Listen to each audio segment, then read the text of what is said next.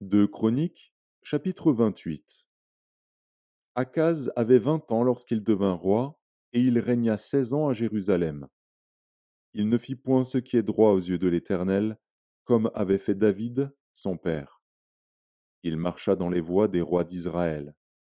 Et même il fit des images en fonte pour les Baals, il brûla des parfums dans la vallée des fils de Hinnom, et il fit passer ses fils par le feu, suivant les abominations des nations que l'Éternel avait chassées devant les enfants d'Israël. Il offrait des sacrifices et des parfums sur les hauts lieux, sur les collines et sous tout arbre vert. L'Éternel, son Dieu, le livra entre les mains du roi de Syrie. Et les Syriens le battirent et lui firent un grand nombre de prisonniers, qu'ils emmenèrent à Damas. Il fut aussi livré entre les mains du roi d'Israël, qui lui fit éprouver une grande défaite. Pécar, fils de Remalia, tua dans un seul jour en Juda 120 000 hommes, tous vaillants, parce qu'ils avaient abandonné l'Éternel, le Dieu de leur père. Zikri, guerrier d'Éphraïm, tua Maazéja, fils du roi, Azrikam, chef de la maison royale, et Elkana, le second après le roi. Les enfants d'Israël firent parmi leurs frères 200 000 prisonniers, femmes, fils et filles, et ils leur prirent beaucoup de butin, qu'ils emmenèrent à Samarie. Il y avait là un prophète de l'Éternel, nommé Oded. Il alla au-devant de l'armée qui revenait à Samarie, et il leur dit: C'est dans sa colère contre Juda que l'Éternel, le Dieu de vos pères, les a livrés entre vos mains, et vous les avez tués avec une fureur qui est montée jusqu'aux cieux. Et vous pensez maintenant faire des enfants de Juda et de Jérusalem vos serviteurs et vos servantes. Mais vous, n'êtes-vous pas coupables envers l'Éternel, votre Dieu? Écoutez-moi donc, et renvoyez ces captifs que vous avez faits parmi vos frères, car la colère ardente de l'Éternel est sur vous. Quelques-uns d'entre les chefs des fils d'Éphraïm, Azaria, fils de Jochanan, Bérékia, fils de Meshilémoth, Ézéchias, fils de Shallum, et Amasa, fils de Hadlaï, s'élevèrent contre ceux qui revenaient de l'armée, et leur dirent: Vous ne ferez point entrer ici des captifs, car, pour nous rendre coupables envers l'Éternel, vous voulez ajouter à nos péchés et à nos fautes.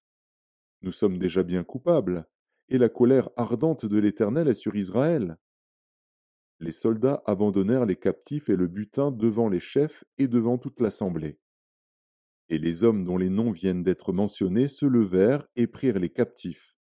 Ils employèrent le butin à vêtir tous ceux qui étaient nus, ils leur donnèrent des habits et des chaussures, ils les firent manger et boire, ils les oignirent, ils conduisirent sur des ânes tous ceux qui étaient fatigués, et ils les menèrent à Jéricho, la ville des palmiers, auprès de leurs frères. Puis ils retournèrent à Samarie. En ce temps-là, le roi Akaz envoya demander du secours au roi d'Assyrie. Les Édomites vinrent encore, battirent Juda et emmenèrent des captifs. Les Philistins firent une invasion dans les villes de la plaine et du midi de Juda. Ils prirent Beth-Shemesh, Ajalon, Guédéroth, Soko et les villes de son ressort, Timna et les villes de son ressort, Gimzo et les villes de son ressort, et ils s'y établirent. Car l'Éternel humilia Juda à cause d'Akaz, roi d'Israël, qui avait jeté le désordre dans Juda et commis des péchés contre l'Éternel. Tilgat-Pilnézer, roi d'Assyrie, vint contre lui, le traita en ennemi et ne le soutint pas. Car Akaz dépouilla la maison de l'Éternel, la maison du roi et celle des chefs, pour faire des présents au roi d'Assyrie, ce qui ne lui fut d'aucun secours. Pendant qu'il était dans la détresse, il continuait à pécher contre l'Éternel, lui, le roi Akaz.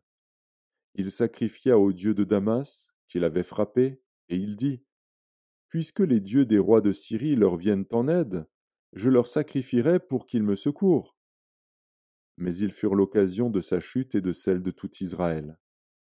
Akaz rassembla les ustensiles de la maison de Dieu, et il mit en pièces les ustensiles de la maison de Dieu. Il ferma les portes de la maison de l'Éternel, il se fit des autels à tous les coins de Jérusalem, et il établit des hauts lieux dans chacune des villes de Juda pour offrir des parfums à d'autres dieux. Il irrita ainsi l'Éternel, le Dieu de ses pères.